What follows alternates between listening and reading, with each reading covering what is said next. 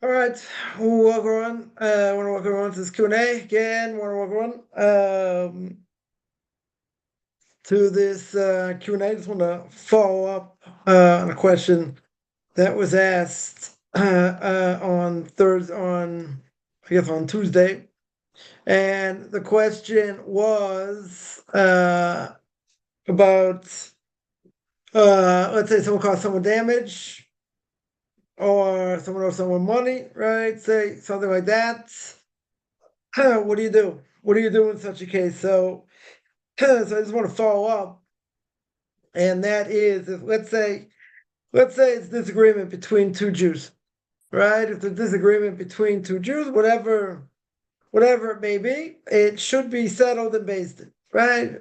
They should go to a rabbinical court. Now, what if one of them doesn't want to go? Let's say you know for sure the other one won't go, doesn't matter. You have an obligation to summon them. And the first time you summon them, you show up. The next time they don't come, you summon them again. If they don't show up a second time, then you summon them a third time. Third time, the basin or the rabbinical court will call them. They'll make sure, they'll get someone to hand deliver the summons. If they don't come, then the rabbinical court will hear the side of the one that's there. And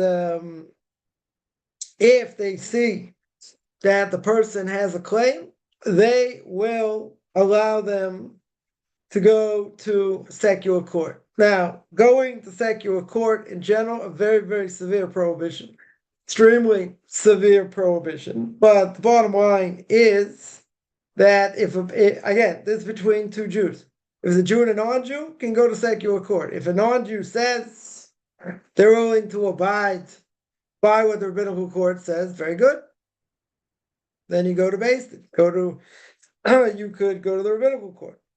But if it's between two Jews, there's 100% obligation for them to go to Beis Din. Now, even if a person would say, I know for sure the other person won't show. Right? Let's say secular Jew, it has nothing to do with Torah, right? But they say clear, or even if they don't say, but you know beyond the shadow of a doubt, this person's never going to come. You know this person's never going to come, does not matter. You have an obligation to take them to Beis Din, to the rabbinical court, and even if they don't show up the first time or second time, again, you have to give them a summons.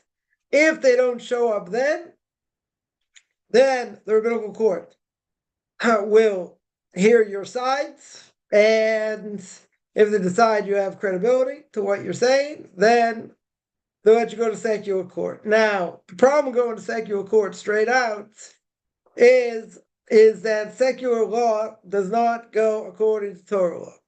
Right? Maybe sometimes it does. Could be. Right? But in general, secular law does not go according to Torah law. And therefore, since it doesn't, then we would call that, in the vernacular, we would call that a perversion of justice.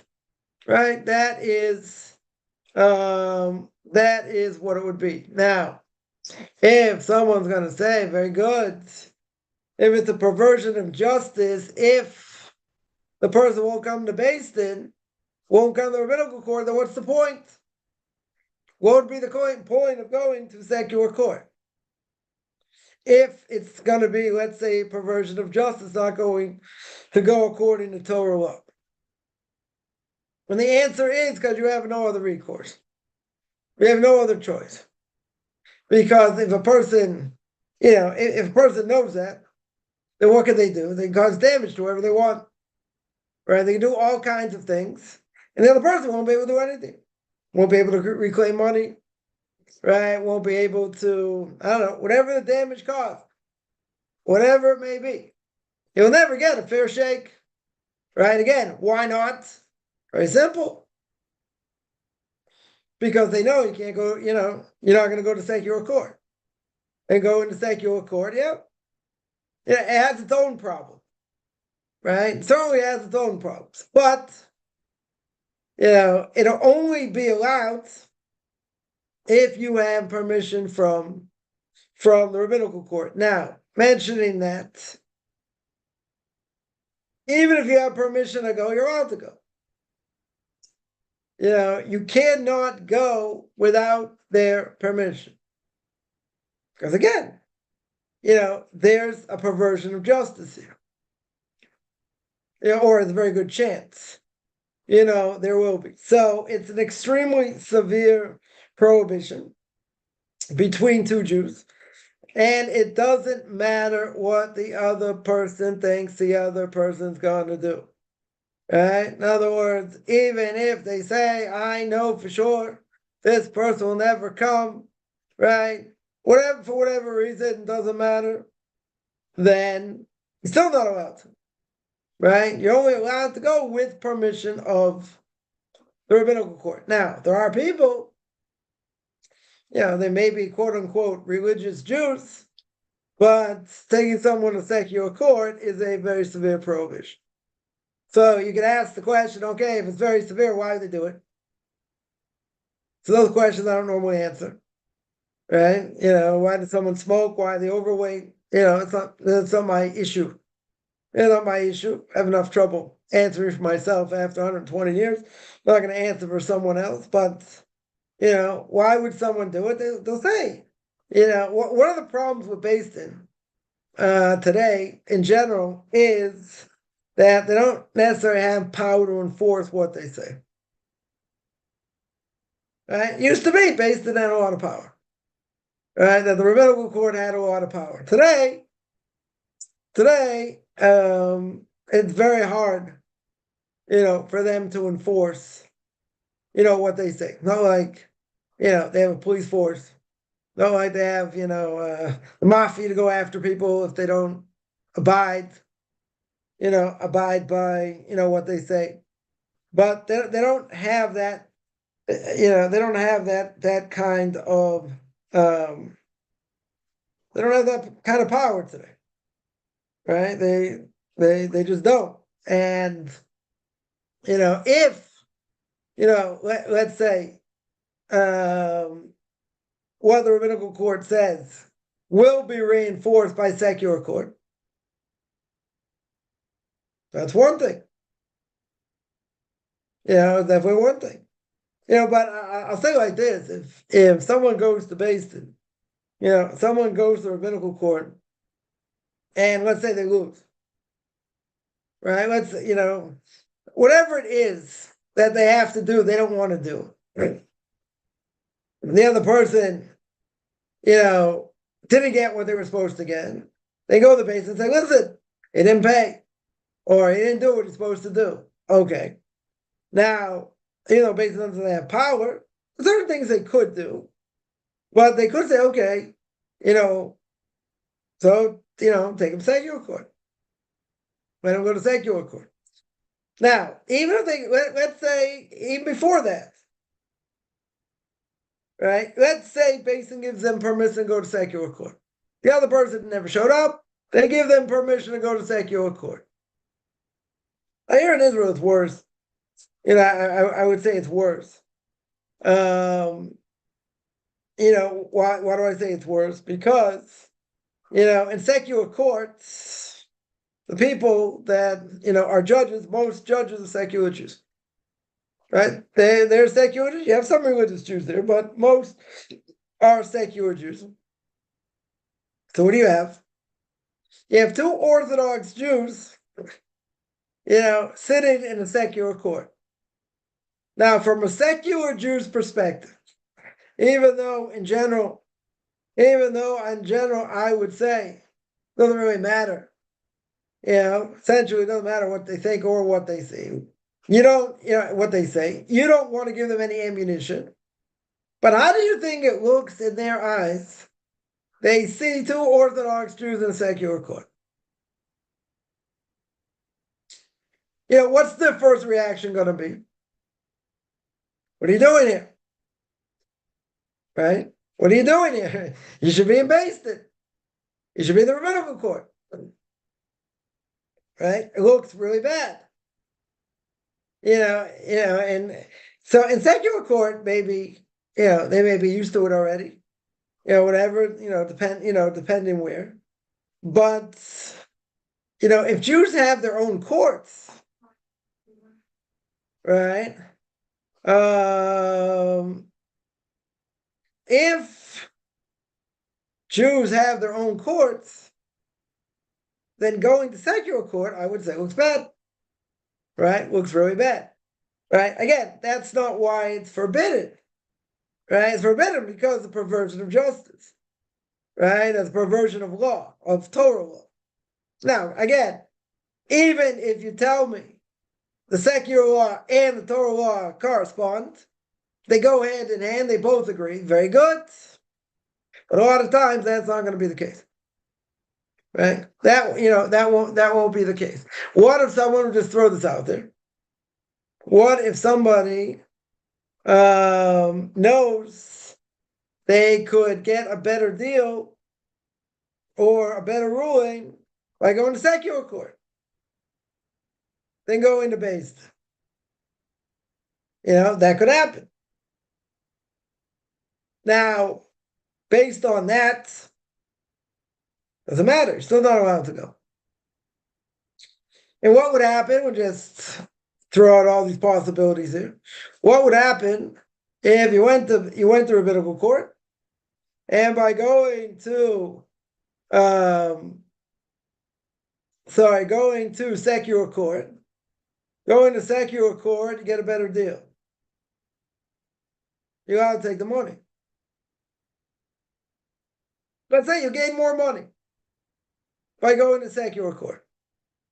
Or even better. You had to go to secular court. You had no choice. 100% you have no choice. If you had no choice, and you end up doing better in secular court, are you allowed to take compensation?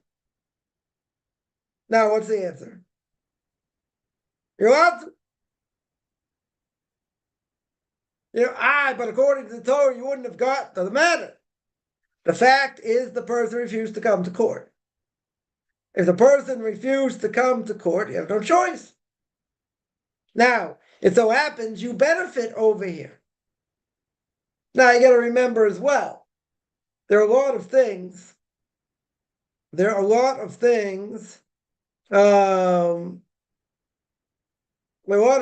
go on that we see that we don't fathom. Right? We don't fathom it all.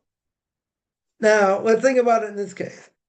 Let's say in secular court, you got a better deal. You got a much better deal than you would have gotten from Based. Okay. Now we said, are you allowed to abide by what it says? Yes. Now, in the bigger scheme of things, you say, but I wasn't entitled to all that. Although, let's say, person's only entitled to half, to a quarter. Let's say, if they got double, let's say they got double what they should have gotten. So that means in the bigger scheme of things that they're getting paid back for something. God is paying them back. Where is he paying back? I can't answer. But he's paying them back. Could be a person lost somewhere here, somewhere there, whatever it may be. God says, okay, I'm going to compensate you. This guy doesn't show up. You go to secular court, you got back what you lost. Can happen. There are a lot of things, that we see in the world that we don't fathom. That 100%, we don't fathom, and in 10 lifetimes, we may never fathom, which doesn't really matter. But everything gets judged measure for measure. God doesn't forget. So, it could even happen. It could even happen where a soul comes back reincarnated into a body, and that soul, there's payback. So certain things that soul has to go through, maybe positive, maybe negative, to be paid back for what it did before and get compensated one way or the other. So there are things, obviously, we do to ourselves, right? Which is the worst thing, right? If we do it to ourselves, we have nothing to complain about.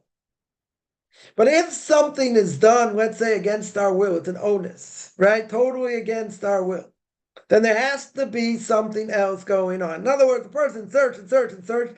You may never figure it out, but let's say this is something that has nothing to do with you, like out of the blue, out of nowhere. So then there's something else going on. It's not dependent necessarily on what you did. It could very well be dependent on what your soul did and, the payback for that, in different ways. So whatever, this is just an interesting thing because, this comes up, this comes up a lot where, someone caused damage or whatever the case is. You got to deal with it, right? Yeah, you have to deal. What's the best way to deal with it? So between two Jews, the only way to deal with it is you got to go to Beis Din. You don't go to Beis Din, it's a severe prohibition. So even if it's a severe prohibition, you have no choice. You end up going to secular court. Okay. And you do better in secular court. Okay. So that was meant to be. Or the other way around. Or a person lost, also meant to be. Right? Everything comes through divine providence. A lot of times, probably most times, we don't see the connections. We don't connect the dots. And even if sometimes we do connect the dots, doesn't necessarily mean that's what's, that's what's going on. So a person over here does not have to be a saint, right? I used to sit, in the rabbinical court, my Rabbi, once a week, for 5 years. So all kinds of cases come in. Marriage, marriage cases, laws of damages, kashrus issues. I mean, all kinds of things. Most of them, though, were damages that someone else caused someone else. Right? Those were probably most of the cases. But that's where you get it settled. And someone asked me, well, is that the ideal? That, I would tell you the ideal is, if you could settle it yourself, better. Right? It can be a long process. Can be a long process. They have to look at the evidence. It's not the only case they're sitting on either.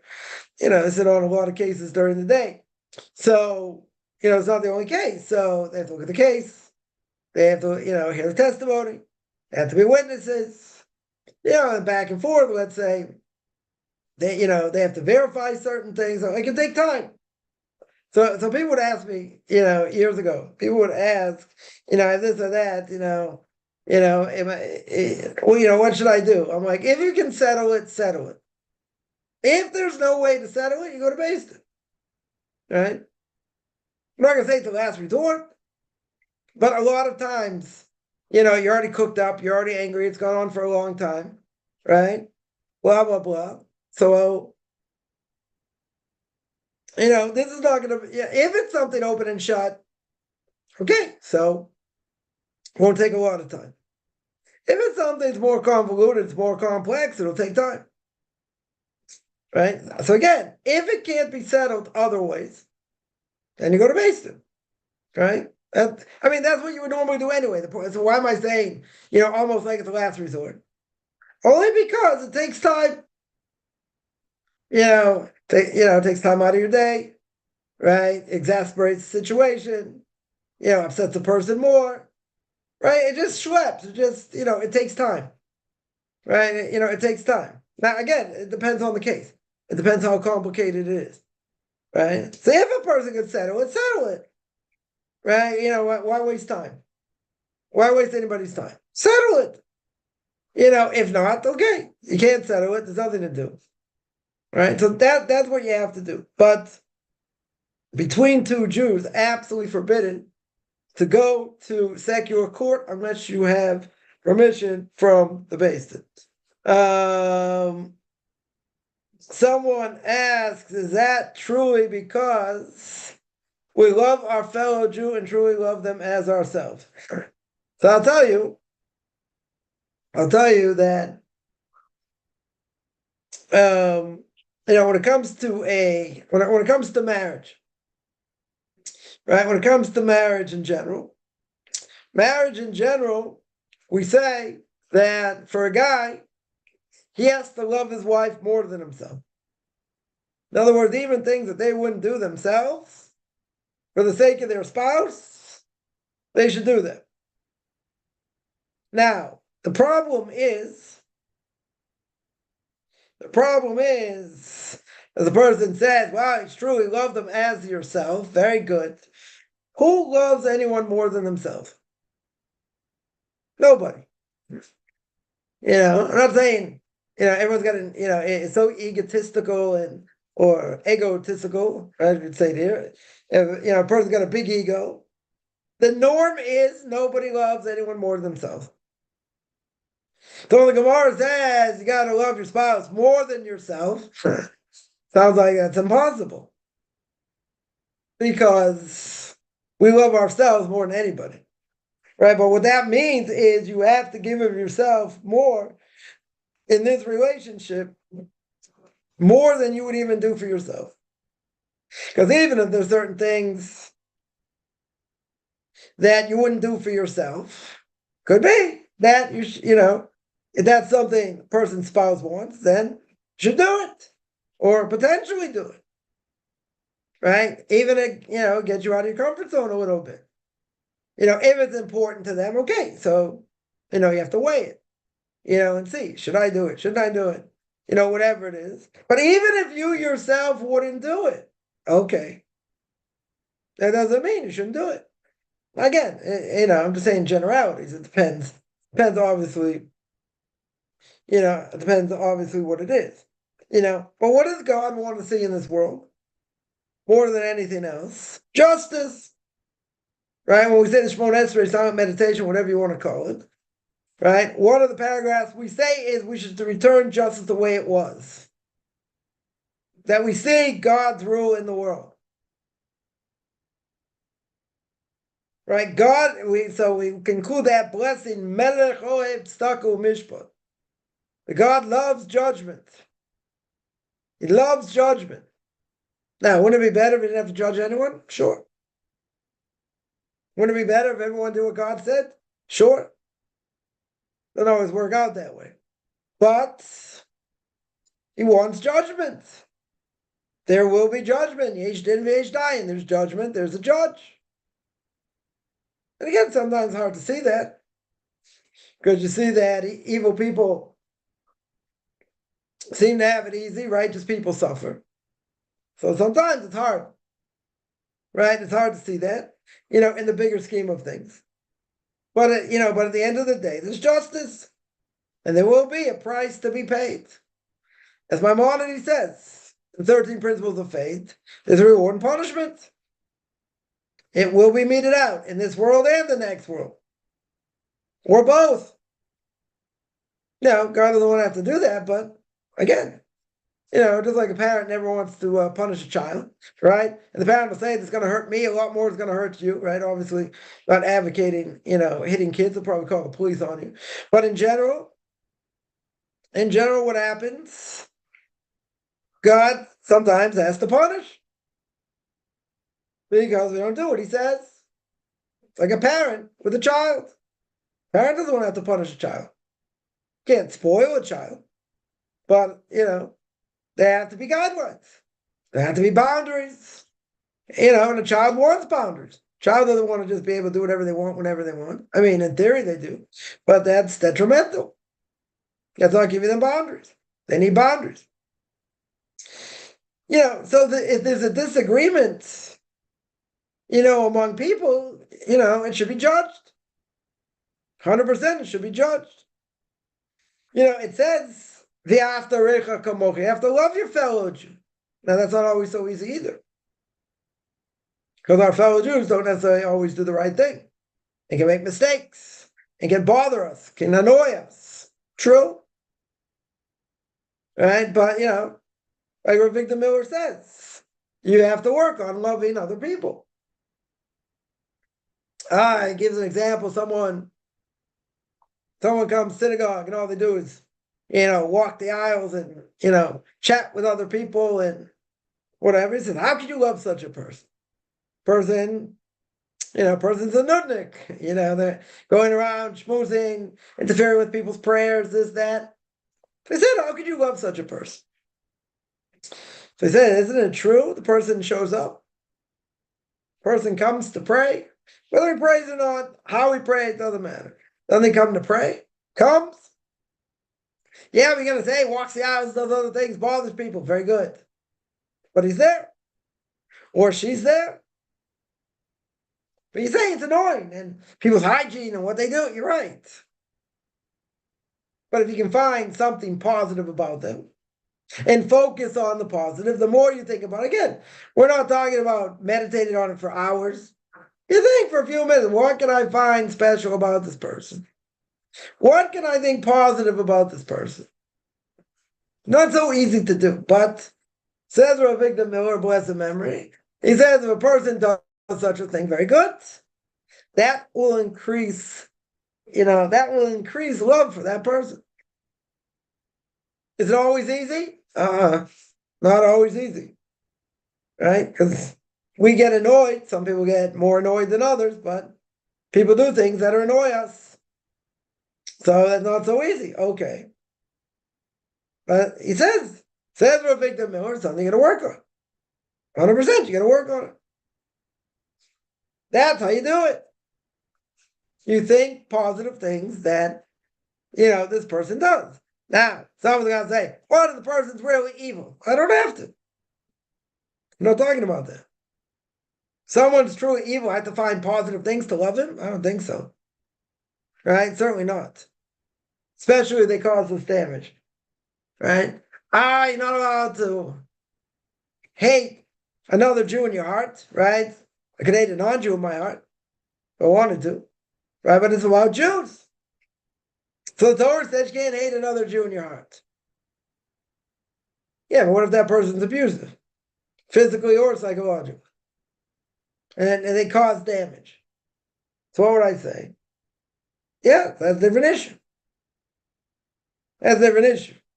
Right? We could say, hate the act. I can hate what the person did. The person's truly evil, yeah. You can hate the person. But what's the problem, though?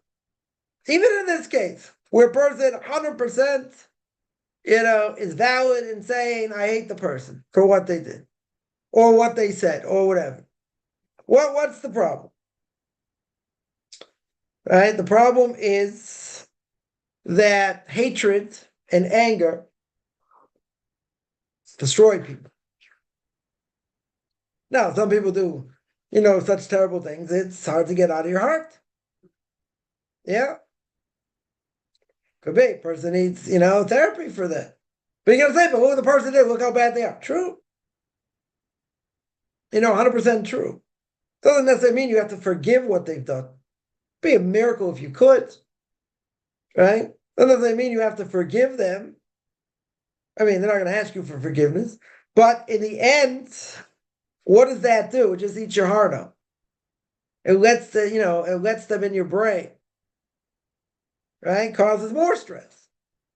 There was a story, Jerusalem was being pounded by the Jordanians. And a lot of people were in a bunker, in a like a sealed room. And meanwhile, they're hearing bombs going on, all over. A woman stands up, Rav Chaim Shmulevitz, blessed memory, the head of the Mir Yeshiva, in Jerusalem, say probably the biggest yeshiva in the world. And a woman who was in this room with a lot of other people, she was a aguna. An aguna is what we call a chain woman, that the husband won't give a bill of divorce. He won't give a get, for whatever reason. most likely vindictive. Caused a lot of pain. Caused her a lot of pain. Caused her family a lot of pain. Because she can't remarry unless he gives a bill of divorce, even if they have a secular divorce. Doesn't matter. Now, what does this woman say? This woman stands up. This woman stands up and says, and looks to heaven and says to God, God, I forgive him. Like in the merit of that, we should be protected. I forgive him with a full heart. Or a full heart, as I would say. Forgive him with a full heart. Says Rav Chaim Shmulevitz, the reason that they were saved, and they walked out of this bunker or whatever, unscathed from all the bombing, was the merit of this woman. Now imagine someone has very, very difficult situation.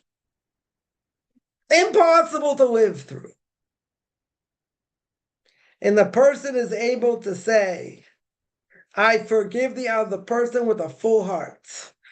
You know what that means with a full heart? It means they don't have one tinge of anger towards the other person. See, this is what makes Yom Kippur very hard. Someone comes to ask for forgiveness, even if they did something, whatever they did. You know what they did. They know what they did. Now, if you can't forgive them with a full heart, you can't forgive them. Doesn't mean you have to be best friends with them. Doesn't mean that. But if you can't forgive them with a full heart, then you can't forgive them. In other words, if you have a tinge of anger, that means you didn't forgive them.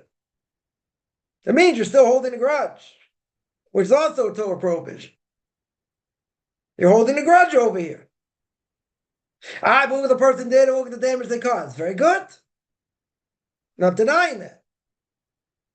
100% not denying that. Still not allowed to bear a grudge. So again, if you're talking about someone evil, we're not talking about that. Someone caused someone damage. But look at the power of this woman. This woman says, I forgive him for all the damage that he caused. So you're gonna say that the Yotzi Doifin. What's the Yotzi Doifin? It's like an exception. It's an exception to the rule, maybe. We're very petty anyway. But even if not, these are hard things. Is this really what God expects? Well, what's the problem? Person caused me damage. I'm allowed to be angry. Okay. But isn't that anger really a lack of emunah? Essentially, it's a lack of emunah. Why is it a lack of emunah? Because this person caused you damage, they're guilty, right? Let's say, according to everybody, they're guilty. But didn't God use this person as a stick to get to you? He used them as a stick. Very good. Totally used them as a stick. So if that's the case,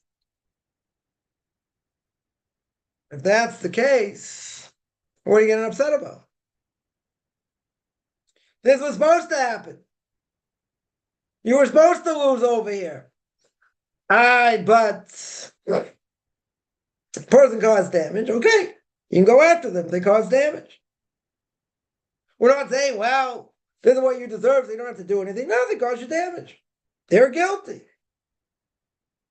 But you got to remember one thing. That, this person caused the damage, but, as we say, there are a lot of messengers from heaven. So God used this person to get to you. Like we always say, the case of the dog and the stick. Right? You hit the dog with the stick, who's the dog go after? The stick. Not the person wielding the stick. So essentially, it's a lack of emunah. But what do? We react. Knee-jerk reaction. This isn't fair. What the person did, what they said, blah, blah, blah. They're guilty. Nothing to talk about, right? Making it very simple. They are guilty. Okay. Even if they're guilty, even if they were guilty. Didn't God send them? Didn't God use them? So you don't have an issue with them. I mean, you do to a point. But your issue is with God himself. Why did I deserve to lose? Probably 150,000 reasons why. Again, that person doesn't get off scot-free. They're guilty. It's like, the story. Noah Weinberg of Aish Torah, founder of the yeshiva Aish Torah, blessed memory. Right? He's talking about God. Guy stands up, says, Rabbi, tell me about God. God and I are very tight. He goes, what do you mean? He says, tell me your story. So yeah, I was riding my motorbike, driving down the road. There was oil on the road. I didn't see it. Skidded off the road, went over a cliff. Said, God save me. There was a tree. My motorbike got destroyed. Picked myself up, barely a scratch. So God and I are pretty tight. God and I are pretty tight. So Noah Weinberg says, beautiful story. He says, unbelievable story. He says, I got one question. He says, okay, what's the question? He goes, who threw you off the cliff? He didn't go off the cliff by himself. Yeah. So he says, yeah, God and I are very tight. But guess what? He threw you off the cliff also. So in life, there are things that happen. And, sometimes we don't make heads or tails of it. Very hard to make heads or tails of it. But the reality is, God's guiding all the way. Even if a person's, in deep trouble, whatever it may be. But he's there. Now, a person threw themselves over the cliff or whatever, right? There's also part of it, right? That's why a lot of people have difficulty. They'll say, well, if God's all good, why does that happen? It's payback. That's the reason. Do we understand why? I know of a story. I'll tell you, whatever. It's a sad story. I hope it has a good ending. The story of a neighbor of mine that has a 21-year-old daughter, 22-year-old daughter, and I think last year, she fell off her bed in a certain way, broke her spine. She can't walk in a wheelchair. She's in a wheelchair. 22 years old. So now they're making a big campaign. They say that there's, I don't know, some doctor in Thailand or whatever that can, get her to walk. I mean, whatever, it's an expensive thing. But, at the end of the day, the girl's 22. Now, what are the odds? I like playing the odds, but what are the odds? What are the odds in general that someone is going to fall off a bed? I don't think it was a bunk bed. Could have been. I don't know. What are the odds someone falls off a bed and now can't walk and busts their spine? Like, what in the world are the odds of that? You fall in a certain way that you busted your spine. I can understand. Damage your back, maybe damage your, I don't know. You could have fallen on your head. Okay. But the odds of falling in such a position and then not having any mobility in your legs and not being able to walk and basically being a paraplegic overnight, I would think the odds of that are relatively small. Now, even if you tell me they fell off a bunk bed, let's say, okay, 10 feet off the ground, right? Let's say they fell off a bunk bed. Like, what do you think the worst thing could happen? They could crack their head if they fell on their head. Okay, depends how they fall. You can say broken arm, maybe broken collarbone. I don't know. But to fall in such a way, it's kind of crazy. It's like the odds are very slim. Now, that's extremely hard to understand. And there are many things extremely hard to understand. Let's say for argument's sake, this is what, her soul has to go through, nothing she did. Let's say. It's kind of a hard thing, to go through now. I know of another story that has a happier ending. Person, I don't know, last year, maybe a year and a half, all of a sudden, felt, tingling in her fingers, in her arm. Next thing she knows, she can't walk. She can't walk. Also, she wasn't so 20s. All right, the whole adjustment. A whole adjustment. So they did tests and they did tests and they did tests. They didn't find anything. They couldn't figure out what's causing this paralysis. Now, I'm not a doctor, I didn't play one on TV, but they knew, this woman had some sort of growth on her spine. She had a growth on the spine. Now, for whatever reason, up until this point, they didn't think that was a problem. It's been there for a long time. Maybe it's been there for, I don't know, however long it's been there. Didn't cause any problems. They knew it was there. Now, for whatever reason, they didn't think that was a problem. So going through this whole thing, when she can't walk and she's in pain and all this, they decide, you know what, we're going to take it out. They came to the conclusion maybe that's the problem. I don't know why over time they didn't think that, but okay. They came to the conclusion maybe that's the problem, and they decide to take it out. She has surgery. Within 6 hours or 10 hours after the surgery, she's up walking around. Now go explain that. And again, I'm not a doctor, so take my medical expertise, throw it out the window. If a person had a growth on their spine, don't you think that could cause a person not to walk? I would think. A good part of me would think that, check that. Maybe that's the cause. I don't know. For whatever reason, they didn't think that was the cause.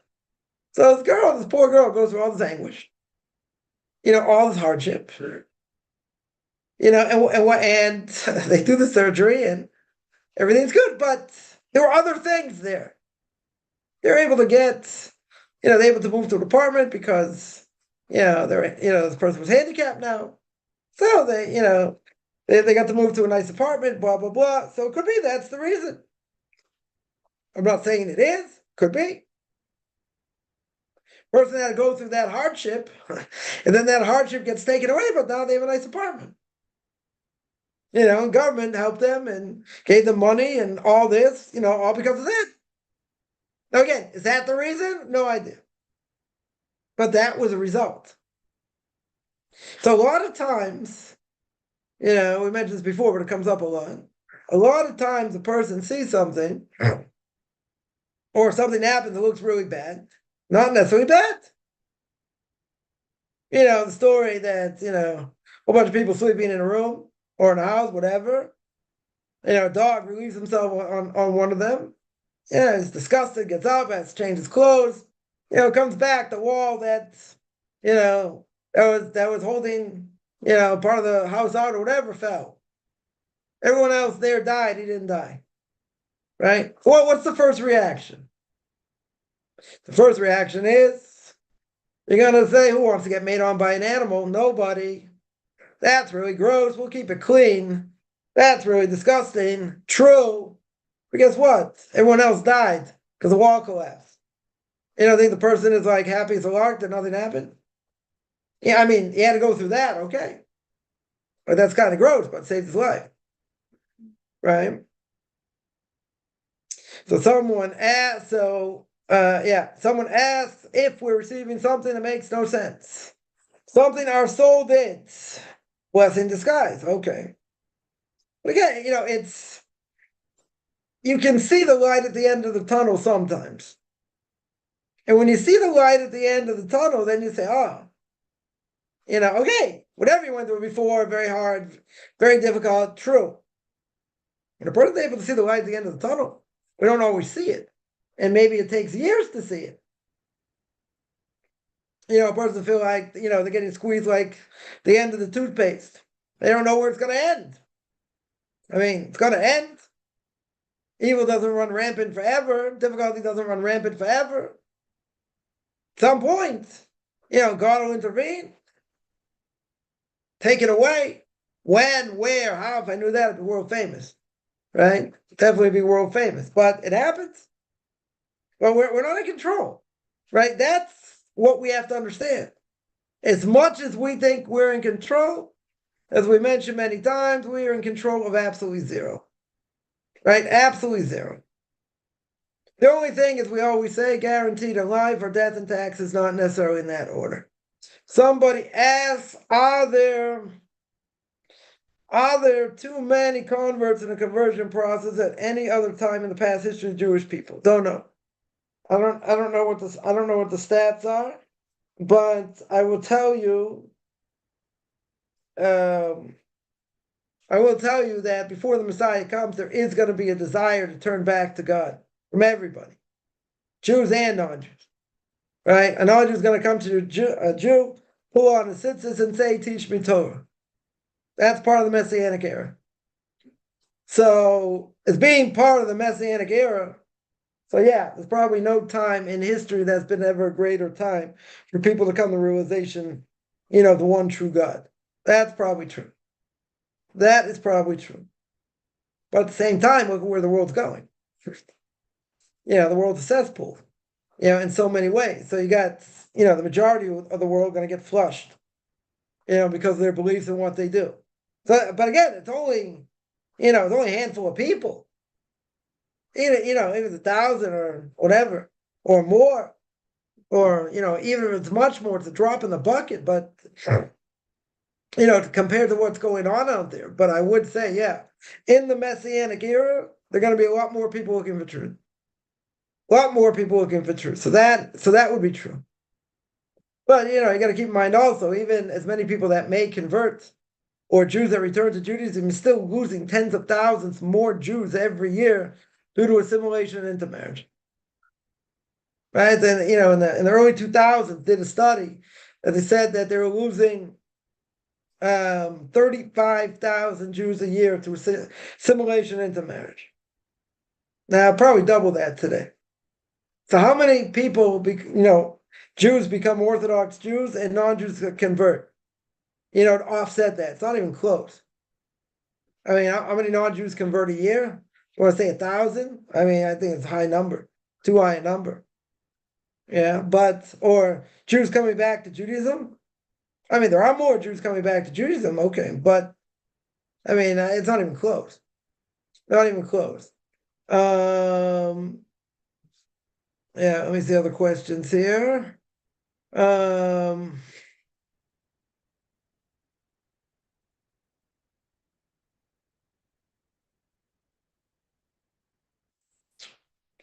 Somebody asked, what is the connection of the Jewish people, the element metal or barza? Is there any special connection? That I can't answer. I'm not sure. A rabbi said, Vilna said 60 years ago, that there are no more Gilgulim after this time. So for Jews and Gentiles, this generation is our last chance. Right. Right. In other words, any person being born today, a soul can come back, as far as it was explained to me, either 3 times or 4 times. A soul can come back as a reincarnated soul, 3 or 4 times. Now, this is probably the last chance for the soul to come back. Most people today, I'm not going to say everybody because I don't know, but most people today are reincarnated souls. Right? There are probably not too many new souls left, coming out. But all the souls have to come out from under the God's heavenly throne, whatever that means, for the Messiah to come. But there are no new ones today, probably. Right? Probably a lot of them, most people probably going through Gilgul. Probably. probably their last chance here. Again, far from me to, disagree with the Vilna Gaon, but it seems that probably most people in this world today have been here more than once. Probably this is the last chance. This is probably the last chance. The Gemara says no dogs inside the house.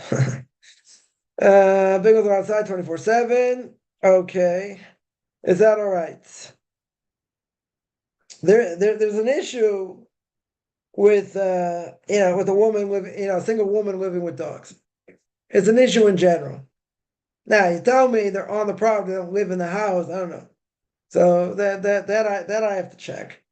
That I have to verify. But in general, a single woman, that has dogs as pets, right? That's a big problem. That's a big problem. The question is if they don't live in the house. If they don't live in the house. So if they don't live in the house, I don't know if that matters. I'm not sure that matters. Because they don't live in the house. Right? But they're still there. Right? Definitely still there. Now, if that would be true, that dogs not let in the house, sleep in the house. I don't know. I have to see that Gemara what it says. Right? But to let it come in and go out or whatever, it's not a problem. Sleep in the house? I don't know. I have to double check that.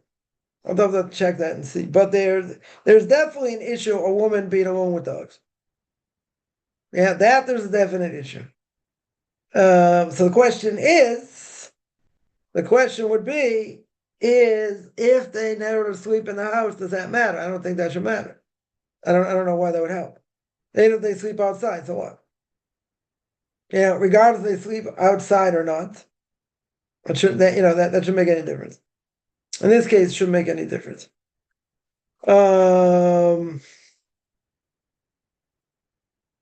Someone asked, one second.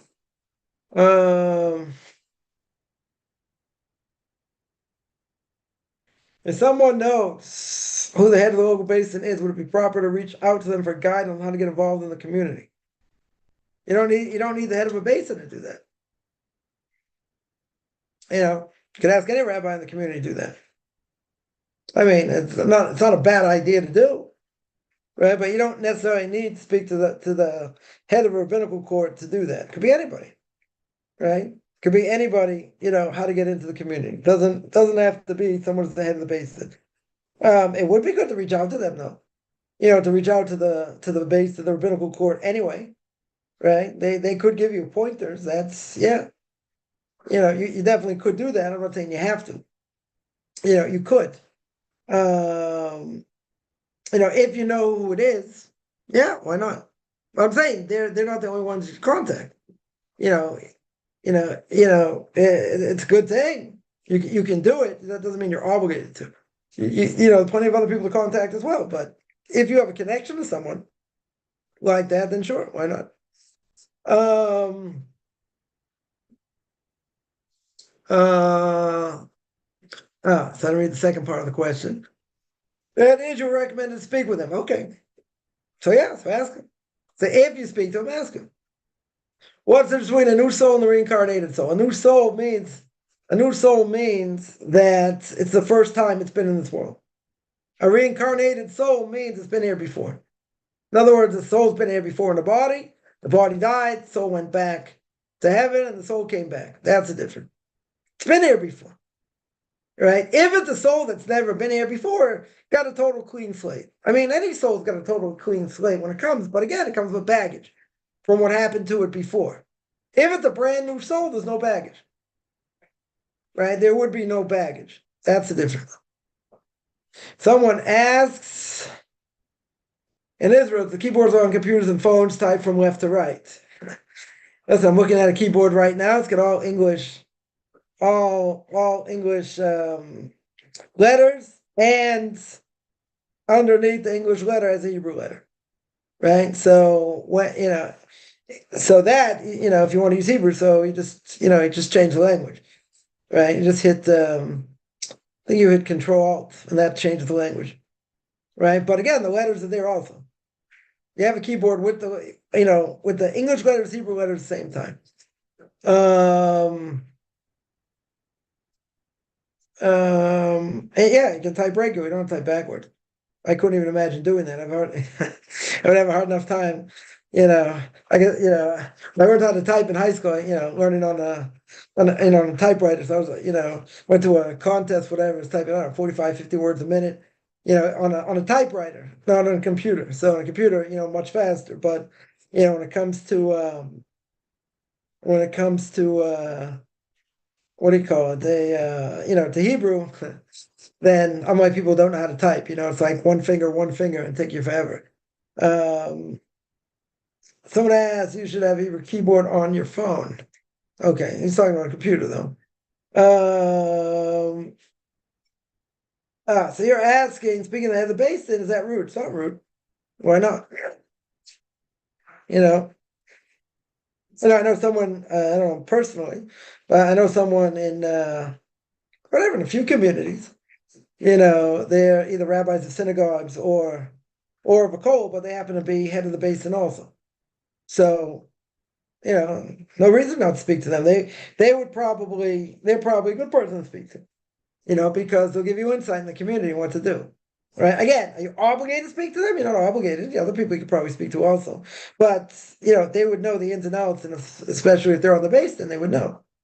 Right. They would know, what you should do and where you should go and, and all that. And certainly it wouldn't be rude.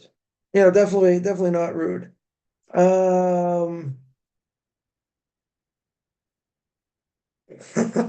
Someone says Hebrew is the original language, so really English is backwards. Okay, any other language, it is the original, language. I once told one of the Torah giants of the last generation, we're sitting in Beis Din, and he came in like at the end, so he was hearing one of the cases. He wasn't normally there, and it was the case came in English.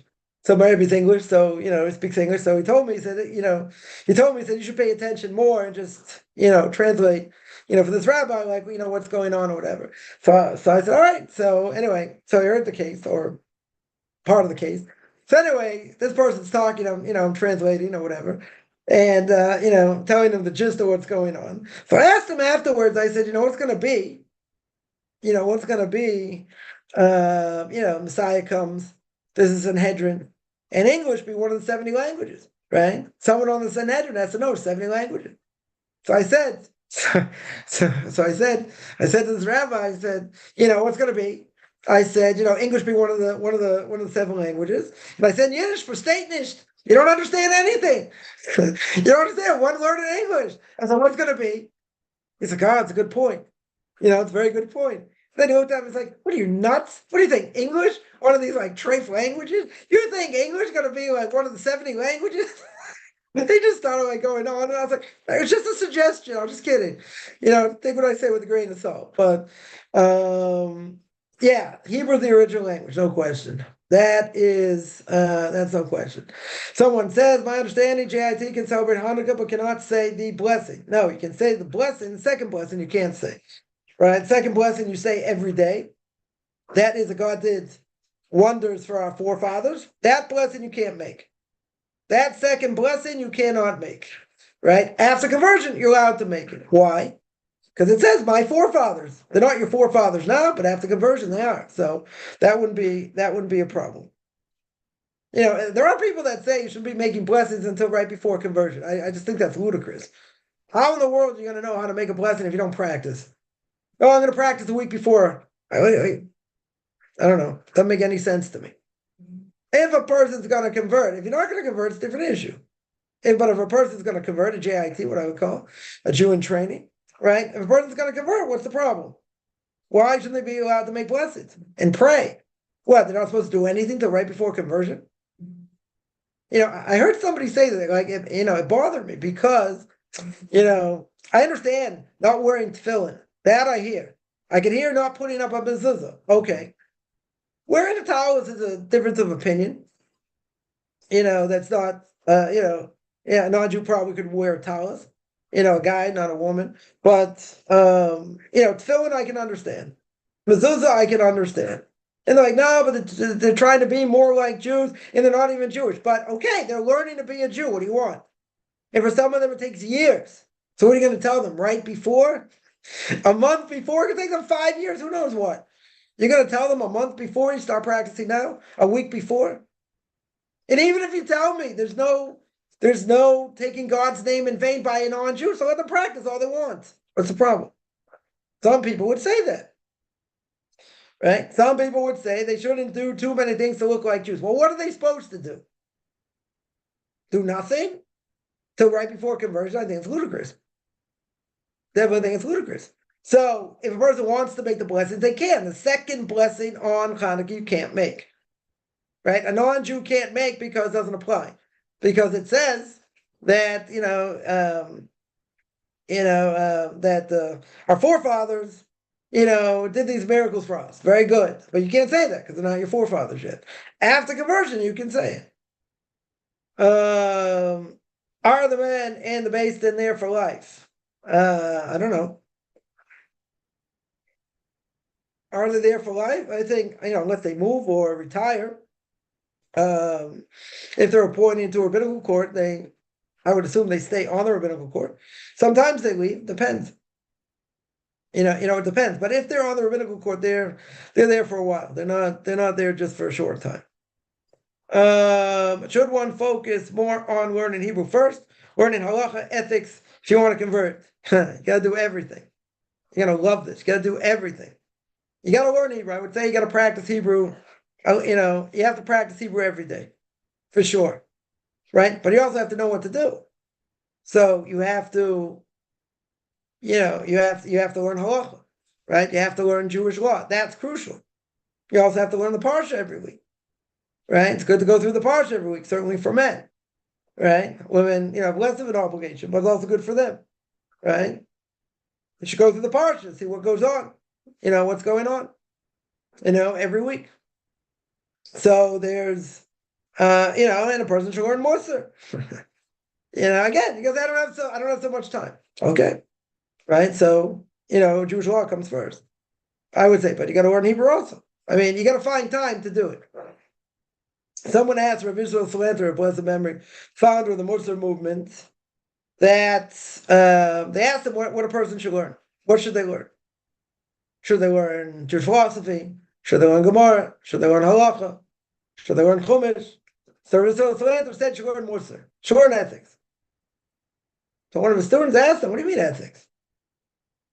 That's the essence of what Judaism is. So Rabbi Philanthropist said, if a person learns ethics, they're going to realize they have a lot more free time than they think. They'll be able to learn other things as well. Right? You got to realize you probably waste a lot of time doing things you don't need to do, and you can probably focus. You probably find more time to learn. So that's why I told him that. And I talk about decorating for Jewish holidays. I don't know. Most people don't. When it comes to Hanukkah, what do you do? You have a menorah, right? You light a menorah. You have a dreidel, you play dreidel a little bit. Person eats potato latkes, donuts, whatever it may be. Decorating, we don't decorate. There's nothing to decorate for Hanukkah. On Sukkot, that's a different issue. Sukkah, you make a sukkah, that you decorate, right? That you want to beautify it. So that, you put up a lot of decorations. Shavuos, there's nothing to decorate. Passover, it's cleaning the house. For any leavened product, you're not decorating anything. You're not decorating anything per se.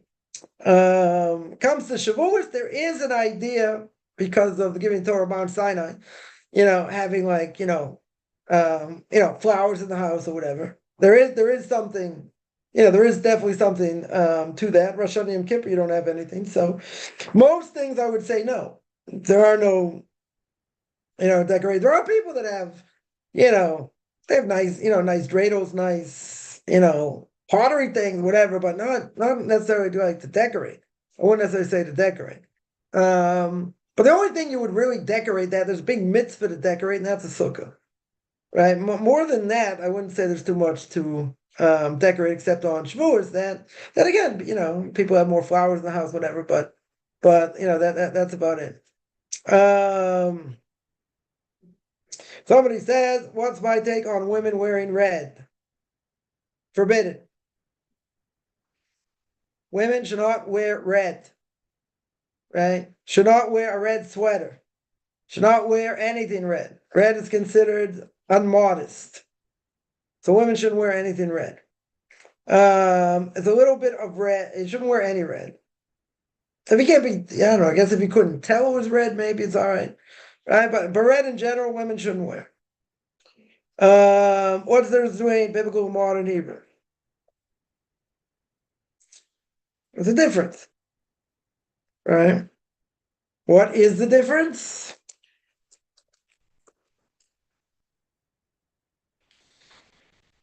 What is the difference?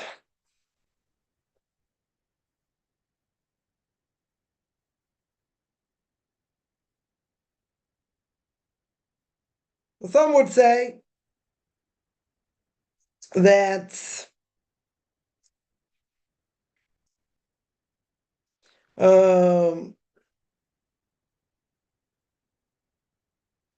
some things that are pronounced, modern Hebrew a little bit different. Let's say with an A sound or an S sound, something like that. That might be a difference. The Aleph and Ayin, they sound very different, but modern Hebrew, they don't pronounce really differently, right? It's a guttural letter, so Sephardic people pronounce it different, right? They will pronounce it different than Ashkenazim do, but it's not, by us, it's not really that big of a difference. Also, if you have like a dot in the Sav, there would be either a Sav, an S sound or a T sound. Could be the order of the words a little bit different. Biblical versions more verb, subject, object, where the verb comes first. Modern Hebrew is the other way, subject, verb. It goes subject first, verb. So whatever, there are a few differences. Practical differences. There's no difference, by the way, if learning modern Hebrew is going to help you for biblical Hebrew. That's a misnomer. That if a person knows how to find the root of words, okay, right, that'll help. That'll certainly help. But it could be that there are words that have changed in modern Hebrew, from biblical Hebrew. I don't know, they changed it or whatever. Those are, there are probably other differences also.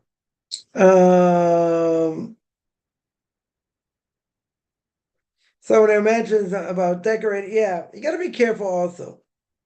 Get carried up in the, secular culture, where a lot of times then, people decorate things or whatever. But yeah, we're not really, big into that. Again, only by sukkahs. I don't know any other thing that a person would like really seriously decorate other than a sukkah. Yeah, let me see. Yeah, any other questions?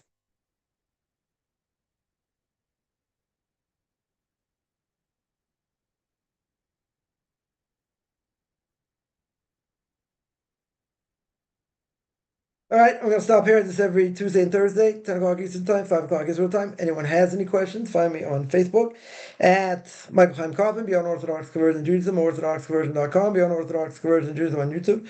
There I got videos on Q&As, ethics of our fathers, book of Leviticus. You want to send me an email, RabbiChaimKaufman@gmail.com, RBBICHAIMCOFFMAN at gmail.